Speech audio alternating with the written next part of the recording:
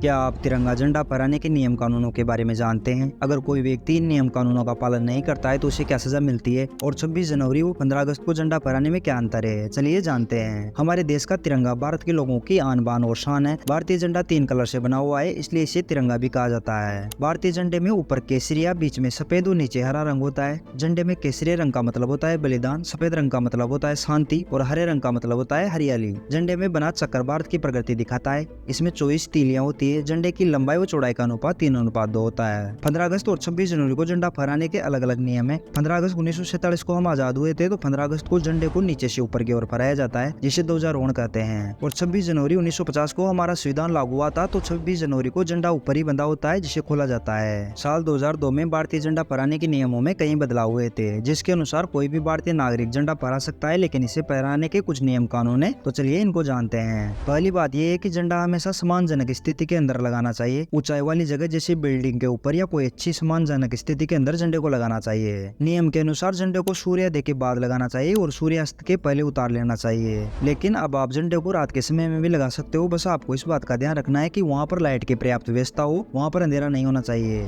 झंडे के साथ में दूसरे पोल पर अगर कोई दूसरा झंडा लगा हो तो वह झंडा हमेशा तिरंगे से नीचे होना चाहिए, चाहे वह झंडा धार्मिक हो या किसी कंपनी का हो या किसी का भी हो, उसे तिरंगे से नीचे होना चाहिए और वह अलग पोल पर लगा होना चाहिए। झंडा जमीन से टच करता हुआ नहीं होना चाहिए, क्योंकि इससे हमारे राष्ट्रीय ध्वज का अपमान होता है। जब भी किसी सभा या किसी प्रोग्राम में झंडा फहराया जाए और कोई भाषण दे रहा हो तो झंडा हमेशा राइट साइड में होना चाहिए। झंडे पर कुछ भी लिखा हुआ नहीं होना चाहिए, जैसे झंडे पर आई लव माई इंडिया या मेरा देश महान है, ऐसा कुछ भी लिखा हुआ नहीं होना चाहिए। कोई भी शब्द आप झंडे पर नहीं लिख सकते हैं। अगर कोई व्यक्ति तिरंगे की प्रिंटेड टी शर्ट या कोई भी कपड़ा पहनता है तो वो उसे पहन सकता है, लेकिन वह कपड़ा कमर से ऊपर होना चाहिए और उस कपड़े पर तिरंगे के अलावा और कुछ भी नहीं होना चाहिए। उस पर सिर्फ तिरंगा ही होना चाहिए। कोई भी आम व्यक्ति किसी भी परिस्थिति में अपनी गाड़ी पर तिरंगा नहीं लगा सकता, उसे ऐसा करने की इजाजत नहीं है। इसके अलावा आप झंडे को क्रिकेट मैच या किसी विशेष परिस्थिति में फहरा सकते हैं, लेकिन इसकी समानता का ध्यान रखें। झंडा कभी भी फटा हुआ नहीं होना चाहिए, मेला नहीं होना चाहिए, झंडा साफ सुथरा होना चाहिए। अगर किसी परिस्थिति में झंडा फट जाता है तो इस बात का विशेष ध्यान रखें कि उसे सार्वजनिक रूप से नष्ट ना करें। झंडे को एकांत में जाकर नष्ट करना चाहिए। आप हर किसी की मृत्यु पर झंडा नहीं लगा सकते, आप इसे सिर्फ शहीद व्यक्ति की मृत्यु पर लगा सकते हैं। अब जानते हैं कि अगर कोई व्यक्ति हमारे राष्ट्रीय ध्वज का अपमान करता है तो उसे क्या सजा मिलती है। तो इसके लिए भारतीय ध्वज संहिता 1971 के अनुसार अगर कोई व्यक्ति झंडे का अपमान करता है, उसे जलाता है, उसे फाड़ता है, उसे कुचलता है या फिर उसका किसी भी तरीके से अपमान करता है, कुछ लिखकर या कुछ बोलकर या उसके बारे में कोई गलत शब्द प्रयोग करके, तो ऐसा करने वाले व्यक्ति को 3 साल तक जेल और जुर्माने की सजा हो सकती है। तो मैं उम्मीद करता हूँ कि आप समझ गए होंगे कि तिरंगा झंडा फहराने के क्या नियम कानून है और अगर कोई व्यक्ति झंडे का अपमान करता है तो उसे क्या सजा मिलती है और 26 जनवरी और 15 अगस्त को झंडा फहराने में क्या अंतर है। अगर आपको वीडियो पसंद आया हो तो लाइक करिए और अगर आपके मन में कोई सवाल है तो आप नीचे कमेंट करके पूछ सकते हैं।